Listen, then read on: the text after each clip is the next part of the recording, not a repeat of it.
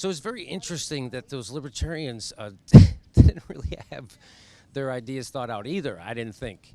Yeah, we're for Social Security, we're for Medicare, but different kinds of it, and so it seemed like they were just kind of nipping around the edges. So they're not really libertarians. So you can't be for Social Security, which it had social right in the name.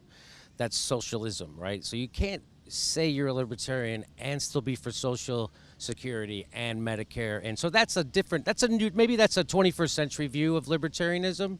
That's different than the libertarianism people normally think about. What's your name, man? I'm reporting your shitty reporting from the Young Turks. Okay. Is your name on here? Yeah, my name is Jimmy Dore. Jimmy Dore from What, Young Turks. what are you upset about? You're shitty reporting. You want to interview people that don't matter, that don't have an opinionated opinion, that don't have the understanding of what's really going on at the convention. You want to pick on people who want to have a skewed view of what's really going on. How did I do that?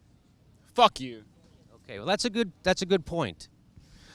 That's a good point. See, now that's another thing. Libertarians aren't going to be for mental health, right? So that's what we need. That's why we need good lefties to help out with some mental health work like that. So getting back to those libertarians, it was interesting when he asked me about the study. He said, hey, did you have what study proves that about Medicare? I said, every study? He said, well, I've seen studies that say Medicare isn't efficient. And I said, well, can you name that? And he said, no. So it's a good idea, right? This idea of that we can all live individually without government. It's a nice idea, but of course it's not true. And if you look at the happiness level and the standard of living level, it's the socialists, people who have the countries that have the mixture of capitalism and socialism do very well. The Netherlands, right? And didn't we just do a story about Denmark being the happiest country in the world? I'm pretty sure they make Yeah, and they make $20 an hour to work at McDonald's. I don't think that's. Come on over. What is your name? Hey, nice to meet you, buddy. And where are you from? Originally Chicago, Illinois. I came from Charlotte, though. I've been staying out there for a while. No kidding. So what brings you over? So we're in FDR Park. This is the big, supposed to be protest central as opposed to City Hall downtown at the DNC. Now, what brings you to the park? Well, it's kind of like, I think in most cities, you talk about politics and it's just kind of falling on deaf ears.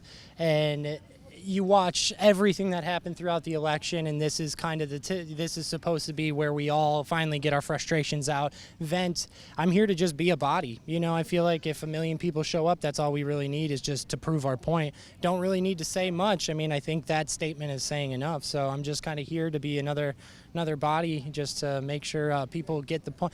What is your point? Well, first off, we all know the election was stolen from Bernie Sanders, and I think that's when a riot, a revolution, whatever you want to call it, a revolt, that's when it needs to happen, when people start stealing votes, because that's the one power that we all are supposed to have.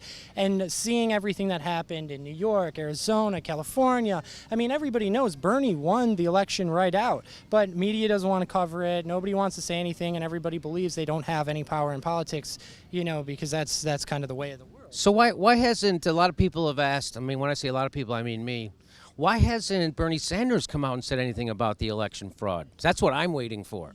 I think he's a big man. I mean, he has a lot. He's about 5'10". Yeah, but he's like 7 feet when it really comes to, how much composure he can keep.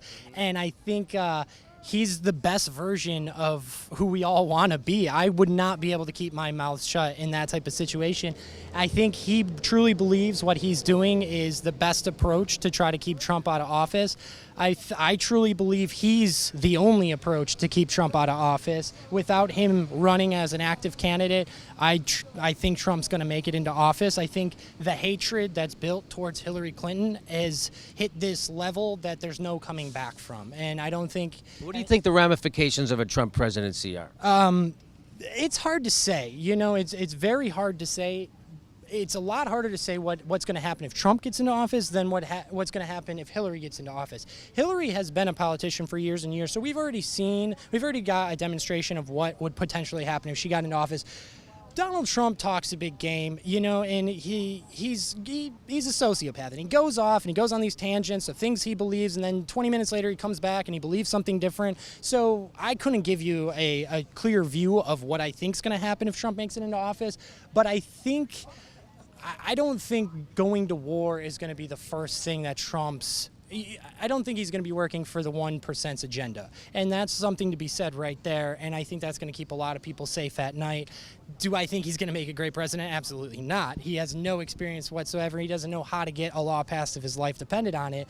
But we know what's going to happen if Hillary Clinton gets into office, and she's going to continue the agenda of the 1%. So you're willing to take. So some people would say, well, that's a gamble. I'm not willing to take Donald Trump, the unknown over the known.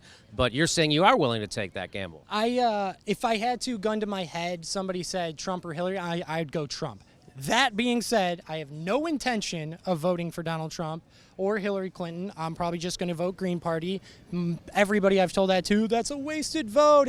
Yeah, but I can sleep with myself at night, even voting for the Green Party. Voting for Hillary out of fear of Trump and voting for Trump because you don't like Hillary, those aren't good reasons. And that's something I can't express to my son when he grows up, why I voted for either of those candidates. But I could definitely tell him exactly why I voted Green Party. Green Party runs parallel with everything Bernie's been saying for a very, very long time, and I think that's a very safe bet. Obviously, they lack the experience when it comes to politics, but I think they have a very great view on, the future of the potential future of our country. How is the Green Party going to become viable if people don't vote for them?